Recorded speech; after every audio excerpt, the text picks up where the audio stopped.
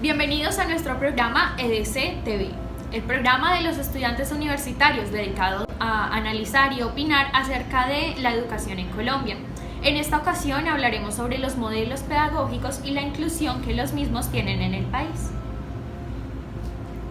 El día de hoy contamos con la participación de la comunicadora social y periodista Flor María. Ella es magíster en Antropología Social y Cultural. Además, tenemos en la mesa de trabajo estudiantes de Comunicación Social y Periodismo del curso de Comunicación Educativa. Sin más preámbulos, demos inicio a nuestro programa de opinión. Partamos desde el principio. En Colombia, aproximadamente para 1500, las universidades lo que hacían era adoptar colegios y universidades dentro de nuestras instalaciones. Amplíanos esta información, Nicolás. Claro que sí, Laura. Aprendían el alfabeto y la gramática. Entonces, para esto recreamos una línea de tiempo en donde empezamos en 1500, que crean las universidades y dentro de ellas los colegios. En 1587 se crean las escuelas doctrinas, que estaban solo para los indios, pero en esta solo aprendían los indios de los caciques. En 1687 crean la escuela Pías, que es una escuela que prohibía la entrada de los indios, negros y mulatos. En 1767 se crean las escuelas públicas, en donde eran patrocinadas por el gobierno y ya puesto que era un derecho para todos. Y en 1827 llega Simón Bolívar con la idea de cambiar todo este modelo y crear e implementar tableros o pizarras en donde ahí aprendían los niños. Bueno, adicionando a lo que dice Nicolás, me gustaría agregar que en un principio en Colombia la educación no era valorada, no tenía un significado como lo vemos en el momento, puesto que la manera de producción que había era en el campo y era por medio de la siembra. La mayoría de las personas vivían en la parte rural y esto impedía que los niños fueran pues al estudio. De todas formas, igual así el gobierno decidió continuar invirtiendo en la parte de la educación. De acuerdo con esta exposición, profesora, coméntanos cuál es tu percepción acerca de la evolución que ha tenido la educación hasta el momento. Bueno, yo creo que es bien importante tener en cuenta esos hechos históricos que ustedes han mencionado hasta el momento, porque evidentemente la educación en un principio tenía un carácter bastante selectivo, es decir, no tenía esa mirada pública que tiene en este momento, sino que era una educación que estaba dirigida exclusivamente a las élites, especialmente a los clérigos, a la religión en sí misma. Y en ese sentido también los contenidos que se compartían eran muchísimo más de adoctrinamiento, es decir, de cómo comportarse, de cómo ser en sociedad, mucho más allá de conocimientos que en esencia sirvieran para ser aplicados en diferentes espacios de la vida cotidiana o, si se quiere, desde las profesionalizaciones. Entonces creo que sí es importante observar cómo la educación ha evolucionado y ha pasado de ser una educación que sea absolutamente dirigida a una clase social, si se quiere, para pensársela en este momento de una manera muchísimo más amplia y más pública, si se quiere el término. Claro, lo que nos dice y nos habla la profe es muy pertinente, sin embargo ella nos da paso para poder hablar acerca de los modelos pedagógicos que hemos tenido, que conocemos, y uno de ellos es el más básico, podría decirlo así, y se trata de la escuela tradicional. Específicamente la escuela tradicional se enfoca en que el estudiante es simplemente un receptor. El docente debe ser experto en la materia que vaya a dictar y lo que hace es transmitir esos conocimientos al estudiante. Se conoce como educación bancaria y a esto se contrapone Paulo Freire y dice que es una forma de oprimir al estudiante porque no permite que tenga una capacidad crítica o que desarrolle su capacidad de argumentación. Sin embargo, existen otros modelos pedagógicos y uno de ellos también interesante es la escuela activa. Bianca, por favor, cuéntanos. Bueno, la escuela activa se fundamenta en la libertad y en el trabajo de acuerdo con los principios de Celestine Freire, donde nos dice que la escuela activa es la acción del trabajo de alumnos guiados por el maestro. Es así que son ellos quienes investigan y procesan la información y responsabilidad conjuntamente con el proceso de enseñanza y aprendizaje. También se puede decir que este concepto está comprendido por dos aspectos, el cual es la información o instrucción académica y el de la formación de los hábitos, los hábitos de actitudes con base en la escala de los valores. Es muy interesante la metodología que implementa este modelo. Esto también pues hace que a través de la experimentación se puedan adquirir mejores conocimientos. Esto me da paso también para hablar del modelo constructivista. ¿De qué se trata?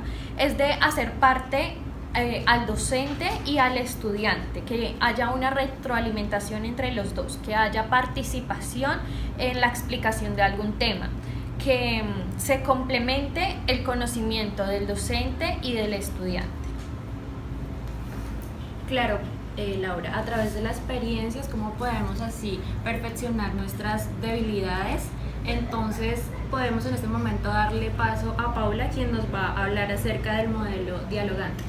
Así es, como mis compañeros lo comentan, el modelo dialogante es un punto muy importante en la educación, ya que se fundamenta el desarrollo cognitivo, valorativo y praxeológico, donde relacionamos el estudiante con el profesor y de esta manera nos ayuda a fortalecer nuestros conocimientos, no solo de lo que nos enseñan los profesores, sino lo que nosotros como estudiantes queremos abarcar fuera de nuestra vida y investigar para así retroalimentar esta información que de una u otra forma nos brindan nuestros docentes.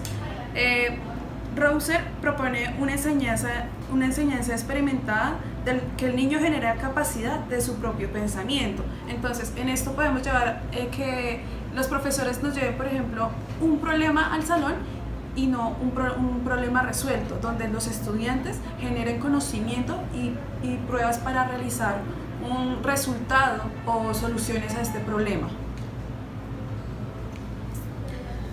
Profesora, coméntanos de los modelos pedagógicos que hemos expuesto. Entonces, ¿cuál crees que es el más completo o el más viable para implementarlo, ya sea en colegios, universidades, escuelas? Bueno, de lo que ustedes han mencionado, hasta el momento, el modelo que tal vez más funcionaría o el que más se está implementando es un modelo constructivista. Ha tenido bastantes variaciones, modificaciones, cada institución educativa lo ajusta según sus necesidades o requerimientos. Pero pues en términos generales ese modelo constructivista lo que está permitiendo es primero tener en cuenta que el acto educativo se compone de múltiples actores. Un acto educativo no está dado esencialmente por el docente, que es aquel quien tiene el conocimiento, pensándolo desde una mirada mucho más tradicional y clásica, sino que ya en este modelo constructivista, si se quiere, el estudiante es el que está en el centro, porque es él el que va a construir el conocimiento. Se le están dando las herramientas para que él evidentemente, por ejemplo, desarrolle una problemática que sea planteada, o sencillamente para que él pueda extraer o pueda sustraer del entorno algunos fenómenos que le permitan a él empezar a cuestionarse por qué las cosas ocurren de cierta manera y no de otra. Entonces, en ese sentido, a la fecha tal vez el constructivismo sea uno de los modelos pedagógicos que más impacto tiene y que más uso tiene, si se quiere. Ok, gracias, profe. Bueno, ahora pues esto nos da pie para hablar específicamente de la transición del modelo pedagógico en Colombia. ¿De qué se trata ese modelo pedagógico, Nicolás?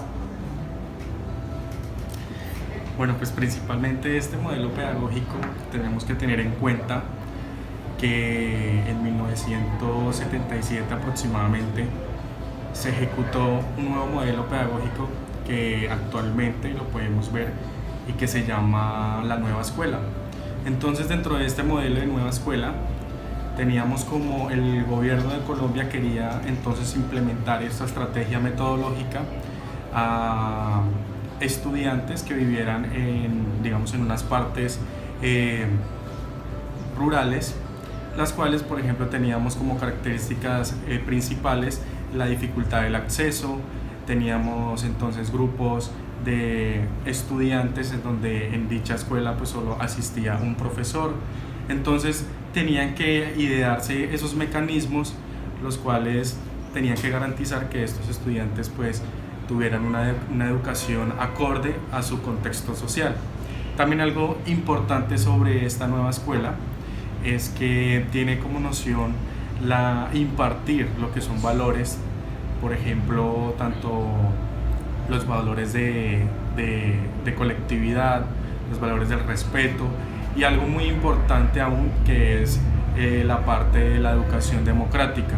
Entonces esa parte de educación democrática es algo muy importante en lo que podemos ver en la pedagogía, principalmente porque enseña al estudiante a ser reflexivo, a mirar su entorno desde una visión introspectiva. Y algo también importante es que a pesar de esta nueva escuela, pues actualmente contamos con algunos colegios públicos todavía cuentan con una metodología tradicional. Profe, cuéntanos, ¿tú crees que Colombia utiliza adecuadamente o el modelo que Colombia utiliza es apto para que sus estudiantes se eduquen de esa manera? No, definitivamente creo que el modelo, los múltiples modelos educativos que hay en Colombia tienen unas falencias muy grandes porque en términos generales lo que está buscando el modelo educativo en Colombia es cantidad, entonces cobertura.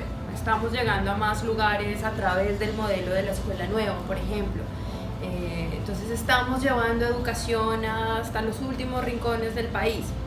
Eso se convierte en cobertura, pero de allí a que haya calidad, la cosa es totalmente distinta. Ahora, hay que tener en cuenta los diferentes escenarios educativos en los cuales se dan los encuentros pedagógicos. Es importante tener en cuenta los múltiples canales de aprendizaje que existen. Cada vez en aras de, por ejemplo, todo este discurso de la inclusión, pues evidentemente la educación es un derecho y como tal se debe garantizar, pero también se deben dar los espacios y las condiciones para que esto pueda ocurrir. Entonces yo creo que el modelo educativo, y si lo pensamos desde la educación básica, la media y la superior, yo sí considero que tiene unas falencias muy grandes, que lo que están haciendo es generar cada vez más estudiantes que memorizan ciertos conceptos, pero la capacidad crítica o la capacidad de agencia que tengan en esos estudiantes cada vez es menor.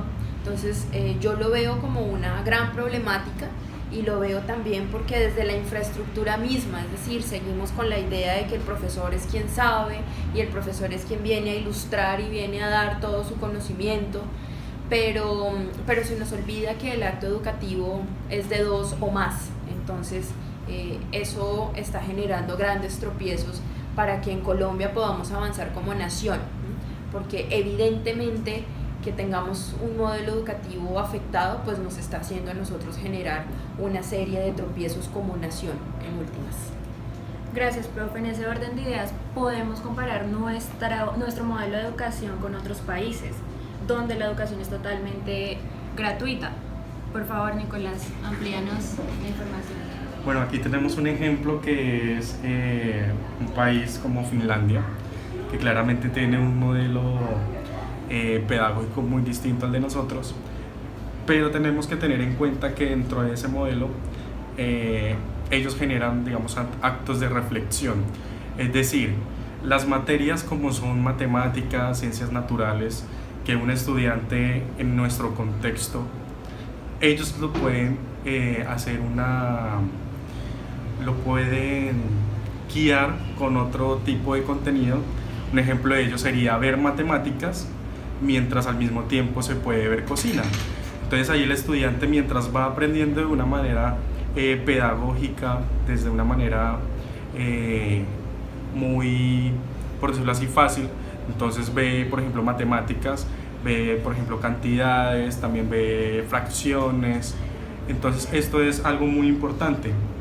Y lo que mencionaba anteriormente es la parte de reflexión, en donde no solo debemos, o en donde no solo se ve que los estudiantes simplemente van a un aula de clase, les dejan unos trabajos, sino que, por ejemplo, en Finlandia tenemos los estudiantes que dentro del mismo aula de clase ellos mismos hacen su trabajo y no tienen, por ejemplo, unos compromisos aparte, sino que lo aprovechan para otras temáticas como hacer deporte, la parte cultural, que es algo muy importante también para el ser humano.